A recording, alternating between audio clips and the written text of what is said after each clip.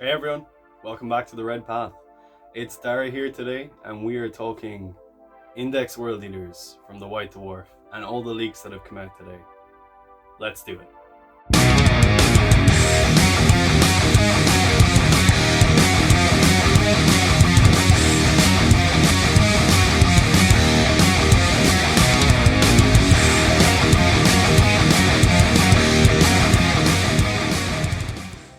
Okay, so let's get started. The leaky ship that is GW sailing on that plastic ocean has sprung another one, and this time instead of water coming out of the hold, it's blood.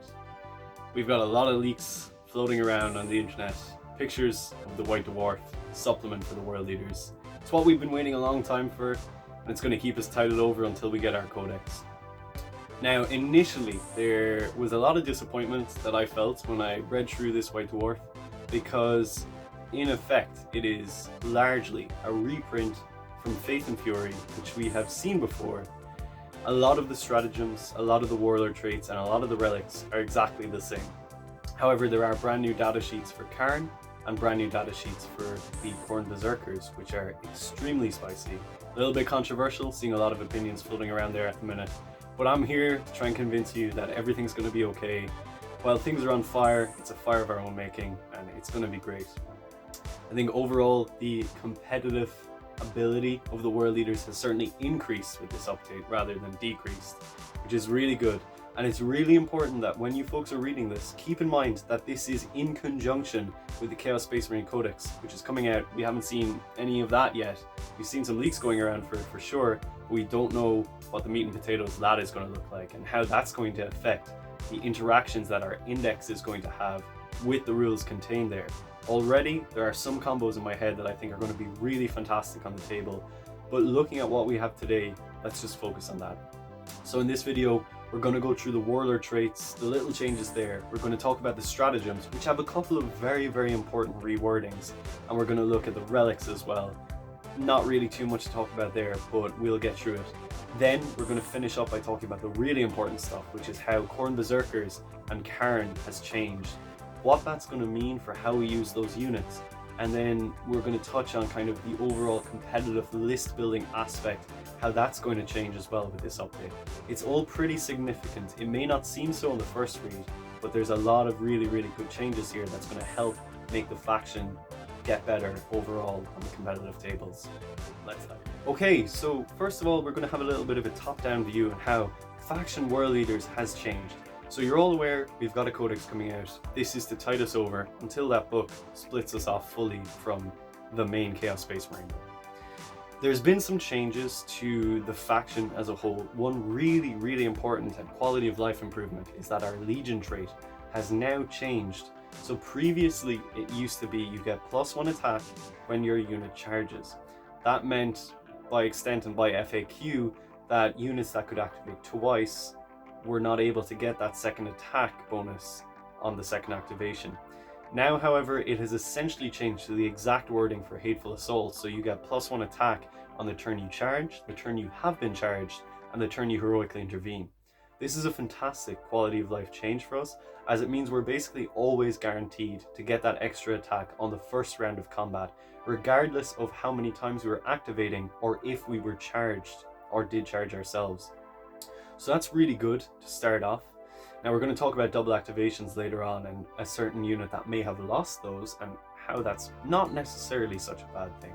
But this is just, we've all been waiting for this one for a long time, and it's fantastic that it's finally been put to bed. Aside from that, there isn't really that many, changes to the overall faction. Berserkers are still going to be troops. We still have to take everyone as Mark of Khorne, which actually does something now, and it does something really good, but we'll get to that. And aside from that, it's pretty much staying the same. So that's all really cool. It's all really dandy. We're happy about that. We're going to move on and start talking about the warlord traits and the stratagems and the relics next, where we do see some small changes, some significant changes, and some interesting speculation that we can kind of dwell on until we actually see the Chaos Codex. That's coming up next. Okay, so warlord traits.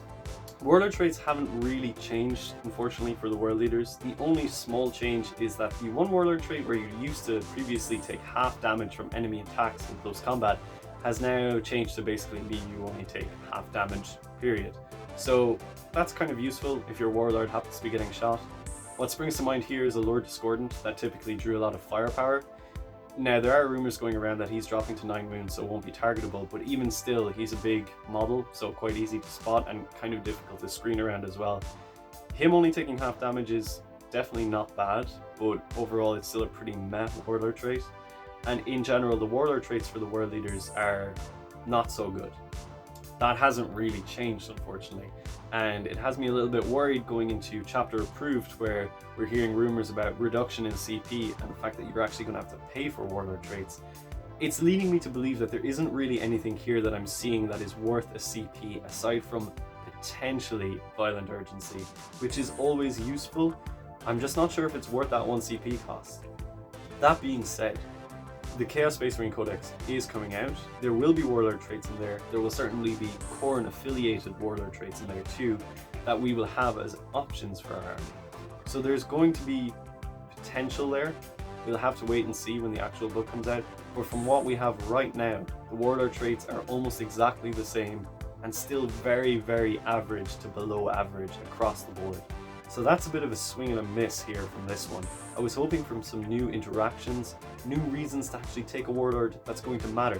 That doesn't seem to have transpired, which is a little bit suckish. We're going to move on to the stratagems next, where there actually is some really spicy changes. Okay, let's talk about the stratagems. By and large, the stratagems are very, very similar, if not identical, to previous iterations. However, there are some really important changes worked into these that are quite hidden. You might not have catched them at first glance. So Scorn of Sorcery, for starters, basically more or less the same. It's still your 4+ deny. However, now if you do manage to get that 4+, it counts as a deny the witch rather than the actual effect of the power being negated. This is important because there are certain factions in the game that disallow deny the witch tests or their equivalent. Things like Thousand Suns and Tyranids come to mind. They have those abilities. You now won't really be able to use that on them anymore. Apart from that, exactly the same though. Moving on from there, we've got Skulls for the Skull Throne and Blood for the Blood God. Completely identical, completely situational still. Rarely ever used, but you know, handy in a pinch if you need them. Then we have Apoplectic Frenzy. Now, Apoplectic Frenzy is typically one of the most popular stratagems used by competitive World Leader players. It allows you a 9-inch pre-game move, so you can actually get a really strong alpha strike if you're using units like Warp Talons. Just throw them across the board and get into the enemy. Previously, you had to declare this stratagem when you deployed a unit before the game has begun officially. That has changed now to be you use this stratagem when the first battle round begins on a single infantry unit. This is important for a couple of reasons. One, and most obviously, you can actually use this stratagem after you know who's going first, which means you no longer have to predict whether or not you're actually going to need that stratagem during deployment. Now you can reactively play it, which is really, really strong. What is interesting and potentially very controversial is how many times you can actually use this stratagem. So previously, because it was during deployment, you could kind of spam it on multiple units across the board. Now, however, being in this strange first battle round position, you may or may not be able to. I believe this is going to require an FAQ, but let me break it down for you. So by the wording of the rulebook, a stratagem can only be used once per phase. This same ruling specifically says stratagems that take place outside of phases, such as the end of the battle, are essentially excluded from that rule, so they can be used multiple times. Now, because this stratagem takes place at the start of the first battle round, that would imply that you can actually use this stratagem multiple times, so you could spread it across several different units. What is even more interesting is that there is an argument to be had that you could use this multiple times on the same unit. This is a little bit dicey. I would not take this as, absolutely how the rules should be played. It's just something interesting that has come up in conversation, and we're speculating on it a little bit, but rules as written, it's pretty legal as of right now, but I would expect an FAQ on that. So moving on from Frenzy, which, is still going to be a staple for us, even going forward in this lesser CP world, it's still going to be really good. We have Wild Fury, which has basically not changed at all. It's an extra AP for 1 CP. It is still an incredibly potent stratagem, even more so now when we start talking about the changes to Berserkers. they will utilize Wild Fury even better than they used to before. We also have Stoke the Nails. Now, Stoke the Nails was a really powerful stratagem before that allowed you to proc your Debt to the False Emperor ability on 5 pluses against Imperium units. Obviously, with changes to the Debt to the False Emperor, the rule was kind of thrown into question. Did it work on non-Imperium units? Whatever. It has changed completely now. So for 1 CP, you get +1 strength on a unit that you choose, a core unit, which is important because a lot of things aren't core, but Contemptors are, and Bikers are. Keep that in mind. So you get +1 strength on them for that round of combat, but you also get to put them in this thing called Wanton Slaughter. Now, there's a lot of leaks going around about the new faction-wide ability for Chaos Space Marines being something very, very similar to what our Space Marine doctrines are, in the sense that as the rounds progress, different weapons proc different abilities. So you'll start in a heavy one, you'll go to rapid fire assault one, and then you'll get to a combat one. Wanton Slaughter is the word that has been thrown around for the combat one. So essentially what this would mean is that one unit will automatically go into Wanton Slaughter and get +1 strength. Now, rumor has it that this means they will proc extra hits on rolls of 6s. So essentially the old Debt to the False Emperor. This is pretty strong because it kind of allows us the ability to quickfire turn on Debt to the False Emperor, for want of a better word, on a single unit, while also giving them +1 strength for just 1 CP. That seems really strong to me. We still have the Red Butchers. Now, unfortunately, they're not a new data sheet. It's something I was really hoping for with this White Dwarf update, but unfortunately they're still going to cost you 2 CP, which is a big stinger in a world where CP are going to get more scarce. And now it is official that you can only do this on a Chaos Terminator unit. No more Chaos Lords running around with Red Butcher, unfortunately. The dream is dead. It's still pretty good, it still gives you the extra strength, and it still gives you fight twice, so that's quite potent, especially with the changes to the Legion rules. However, I'm just really not sure if 2 CP is going to be worth it in a world where CP is much more scarce, and when you have units like the new Possessed, who could actually arguably compete in that tier in your army for no CP cost, especially if you're interested in bringing relics like Leviathans that are also going to be costing you CP. I can see Red Butchers sliding down a little bit, and I'm certainly starting to question whether or not I actually want them in my list anymore, which is a little bit of a shame. We also still have the 6-inch Consolidate Stratagem, which is an incredibly powerful ability for one unit to be able to just move in that way in the combat phase, especially if it's on a double activating unit, like if you are running the Red Butchers. It's always going to be good. And kind of aside from that, that's basically the strategy. Okay, let's touch quickly on Relics. Relics, again, like the Warlord traits, almost exactly the same. There's really only one thing I'd like to touch on here. So in Gorefather and the Berserker Glaive, there's an interesting mention of the way that you get these relics. So unfortunately, Gorefather now can't be an upgrade from the Chain Axe anymore, which is super weird because it's Angron's Chain Axe. Unusual. So you have to upgrade it from a Power Axe or something called an Exalted Power Axe, which is also mentioned in the Berserker Glaive. Now, I don't know what an Exalted Power Axe could be. Maybe it's a point upgrade for a weapon, or maybe it's just the axe that the Exalted Champion have, or maybe it's the equivalent of a Mastercrafted Power Axe. I'm curious about it, but apart from that, our relics are all exactly as they were before, which, you know, is okay. Like, we actually do have some decent relics in there, and I think Gorefather is still quite good, even though it'll cost you like a couple of extra points now. I think it's still definitely worth considering. Again though, it's probably going to cost us a CP to bring this relic in the new chapter approved, so we have to question if that's actually going to be worthwhile.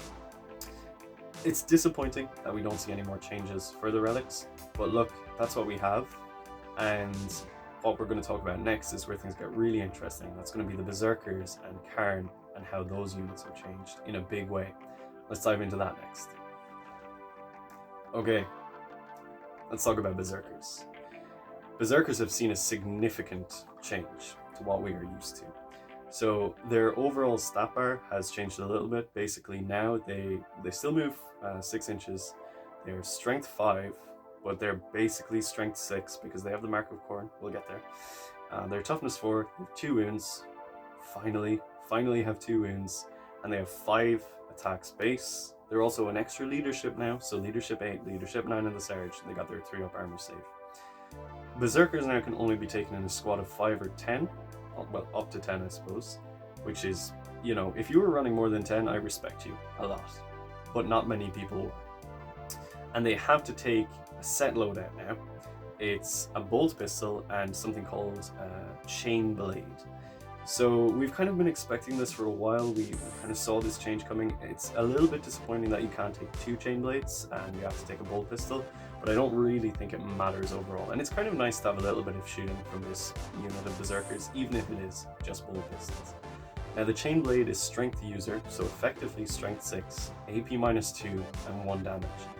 It's basically what chain axe used to be with an extra AP built into it. That's pretty good, especially when you consider you can pay for an upgrade for the banner, which now gives them an extra AP in return they charge, so they're actually going to be AP 3. And if we think about Wild Fury, they could be AP 4 with 1 CP. That's quite tasty actually. However, obviously, you know, some people are feeling quite divided about the change to the war gear, especially that you can't take anything on the champion anymore. That is a little bit annoying. I do understand that. We have kind of seen this trend from GW recently that they're moving towards this, and I do think that in the sense that it allows for interesting modeling opportunities, that should be considered too, because a chain blade can literally be anything. You know, it can be a chain axe, it can be a chain sword, it can be a really cool weapon that you've just randomly made, it can be an eviscerator, anything like that. And I would say that there's some people out there saying, hey, I gotta like snip my chain axe chainsword guy's arm off now, so I have to give him a bolt pistol. Just don't do that right now, straight up. If someone's gonna call you out on that, just say, hey man, I'm working with an index right now, I'm waiting for my new codex and I don't want to make any commitments to any models. I think that's totally reasonable. You know, it's really not such a big ask to be okay with that. So that's kind of that, but let's get on to the real elephant in the room, and that's the loss of Berserkers being able to fight twice. Now, fight twice historically has been a very powerful aspect to the Khorne Berserkers. It gave them a lot of maneuverability in the fight phase, and it allowed them to go places that they wouldn't normally be able to do. 9th edition saw fight twice get nerfed significantly when you could only fight units you declared a charge against. And for a long time, myself and Jamie have speculated that fight twice is actually going to go away. We've seen a lot of these gimmicks kind of fade away in more recent codexes. And to be completely honest, I think as a game design philosophy, fight twice is a poor mechanic. Because it essentially is just like, someone looks at a unit and they say, hey, these are the Khorne Berserkers, they're supposed to be good in combat, right? So what will we do to make them good in combat? We'll just make them do combat twice. It's not very interesting. We've made it interesting by all the maneuverability that you can do around it, that's for sure. However, the nature of fight twice left us really vulnerable to certain things, such as a unit interrupting between activations. And more recently, units have gotten a lot more resilient, especially in the combat phase, and it's been getting harder and harder for an average unit of Khorne Berserkers to actually kill the unit that they go into on a single activation, which means they're super vulnerable to being interrupted for 2 CP and actually all being killed off because they were quite weak before and not actually getting that second activation. If we look at their current data sheet, they have 5 attacks base, +1 for being a world eater and charging, or whatever, so they're actually ending up on 6 attacks. Now previously, they would have had 4 attacks on the first activation and 3 on the second. So they really only lose 1 attack in terms of the overall net gain or loss, which isn't bad considering their attacks have actually increased in value. You know, they're more AP and they're easier to manipulate now as well. So that's kind of a positive in my opinion. Like, fight twice going away means we don't have to worry about that dreaded combat interrupt in that sense anymore. And it leaves us free to think about other things, and we still do have the 6-inch consolidate move to get that extra movement if we do want it. And I think you'll find that if you start playing at higher competitive levels, people can really easily play around the double activating Berserkers. They can put up screens, they can target you in places you don't want to be. It can actually be detrimental in some cases to activate twice. Now, I do get that people really enjoy that mechanism, but it's really important to understand that we were playing a bad sub-faction in a bad codex with bad rules, and fight twice was certainly a crutch that we leaned very, very heavily on. I would just like to remind you all that we will no longer be playing with a bad sub-faction. We will have a brand new codex with a whole swathe of new rules to play with, and that could drastically change the gamescape that we're looking at. I think it is really important to consider that if we had been able to still fight twice, it may have actually been quite a broken ability in some cases. And I think the actual volume we'll be hitting enemies with now, especially at the quality we're hitting them with, means that we will quite reliably just one tap blow enemies out of the way. Berserkers have moved back to that previous position they've held, which is basically point them at something and it dies. So I'm quite a big fan of that. Now, looking at their kind of special abilities, here we see the Mark of Khorne come up as something that gives you +1 strength in the turn they charge. That's what's getting you to that strength 6 on that turn. And we also have the banner to give them extra AP on the turn they charge. That can actually be really interesting to read into that and consider how that's actually going to affect different units in the Codex. Possessed come to mind, Warp Talons, Raptors. There's a whole lot of really interesting things to be read into for that. And we'll touch on that at a later date, and I'll kind of brush on it at the end of this video. But it's quite interesting. Now, the main thing for me is that Berserkers are only costing you 22 points a model. So for a squad of 5 with a banner, that's 115 points. That's 20 points more than what we're paying right now. And in my opinion, that is an absolute steal for the unit that you are getting. To put it simply, I will say, look at an intercessor for the Space Marines, who is 20 points. For 2 points more, you get a Berserker, who is infinitely more usable than one of them, or an Assault Intercessor, who is 19 points, and is basically a joke in comparison. So in that sense, I think we've gotten off really, really well, and the actual value of the unit has drastically increased rather than decreased. Now, I know a lot of you, it's quite controversial out there, some of you are really sad that we've lost the fight twice, but I would just ask you to think, about the overall gamescape, that is it maybe better for the game in general? And will it kind of be better once we see the synergies that are available with this new index and the new codex coming out? That's the Berserkers. Next up, we're going on to Kharn. Okay, our good friends Kharn the Betrayer. It's unfortunately a sad time for Kharn. He's gone up to 140 points, which is not expensive but not cheap. And he's gotten an extra wound, more attacks, and that's kind of it in terms of his overall stat line. So he's hitting you on 7 attacks on the charge, 14 overall, because he actually gets to keep that double activation. And he's a little bit more survivable, but he doesn't have anything built in like a Feel No Pain or having damage like Dara'S does. So he's actually still not that difficult to kill, especially with only a 4+ invulnerable save. Gorechild has changed to be Strength User, so that's going to be Strength 7 with Mark of Khorne, AP 4, which is good, and Damage 2, which is consistent if a little bit low from what I was hoping for. I think you really should be Damage 3 using one of the Primarch's weapons, but here we are. And his Plasma Pistol is basically unchanged, always overcharged, takes mortal wound from it, great. In terms of his abilities, we see previously he used to have it where Gorechild could essentially never be modified for the hit roll. Now that's just kind of like an ability he has. Basically, you can never make Kharn hit on worse than 2s, which is fine. He doesn't hit his own guys on 1s anymore. However, the Betrayer is a little bit more janky now. Essentially, at the end of the movement phase, if Kharn is within 3 inches of any friendly units, you roll a dice, and on a 2+, that unit takes 2 mortal wounds. This makes it a lot harder to avoid his Betrayer ability. You can't like consolidate away from it. It's pretty bad if he's inside a deep strike transport, because when he comes out of that transport, he will actually just start damaging it straight away, or the unit that's gotten out with him. There has been talk from someone in the Discord who suggested an emotional support chaos spawn to walk around with Kharn to take those hits. And I think that's amusing, but unfortunately that's quite a rough ability to have worked into his data sheet, and works against him. He has his full rerolls ability has now changed to just reroll 1s for core in combat. So the artillery captain is officially dead. I don't really mind that change too much. That was kind of silly that that's how it was before. And aside from that, Kharn is fairly kind of standard. So personally, I think for 140 points, you could just get a lot of better things. Like that's 6 Berserkers with a banner, or a Chaos Sword and Terminator armor potentially. I think he's not really worth it, unfortunately, it's a big shame because he's an iconic unit for the World Leaders. And I really do hope that GW decide to revisit this data sheet when the Codex actually comes out and make Kharn a proper beast as he deserves to be. Because right now, he just doesn't do it for me, and I don't think he has a place in a competitive list. That makes me sad to say, but that's my honest feeling on the matter. that's kind of it for the data sheets, for the stratagems, warlord traits, and all that kind of good stuff. I'm going to do a quick summary, my general thoughts on the whole thing, and then we'll wrap this one up. Okay, so Index World Leaders. Is it good? Is it bad? I think overall it's a net positive for us. I think it takes us into a more competitive standing. It's improved units like the Berserkers, absolutely.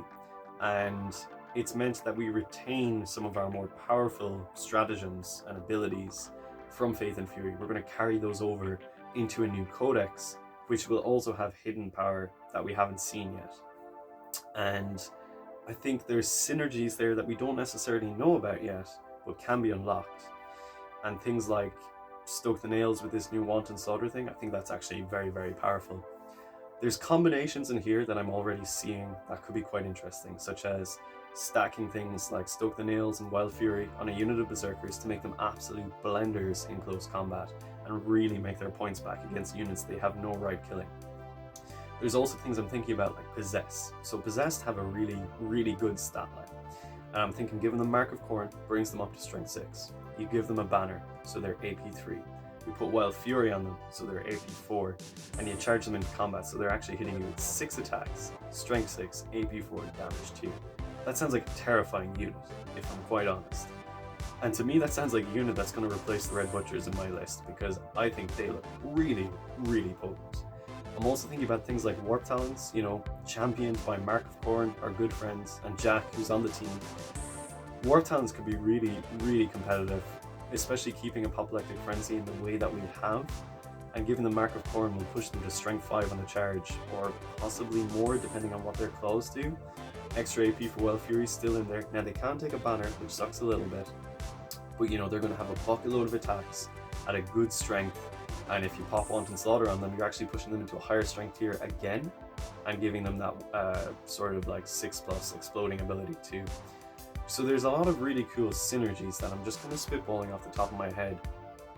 And I haven't even really thought about things like Demon Engines, which could be getting some abilities from this too. Things like Raptors, which could be actually really interesting. Chosen as well, always a really cool choice to have in your army, and will really benefit from a lot of these rules too, the things that can modify them, especially like, you know, extra strength, extra AP. It's all going to be really, really good. So I think the combat elements in our army have certainly seen an improvement from this, because we know they're going to be improving with the codex anyway, and we know that a lot of our stratagems are capable of boosting them.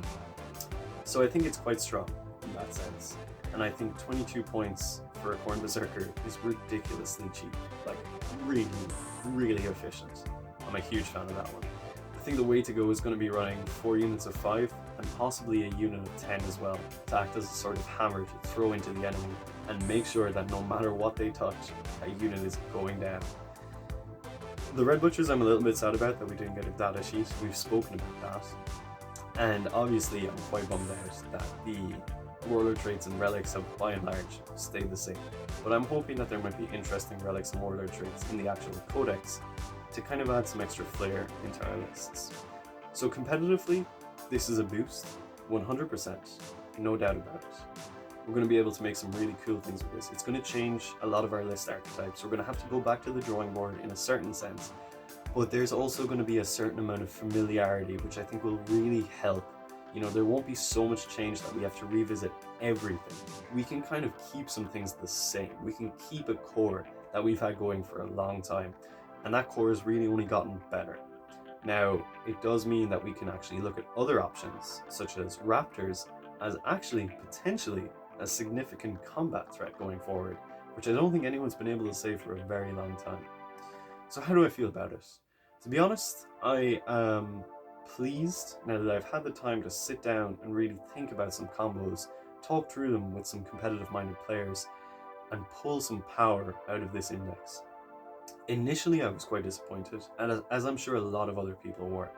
But when you really consider what we're getting from this, we are getting new rules and we are getting stronger rules. That's never really a bad thing.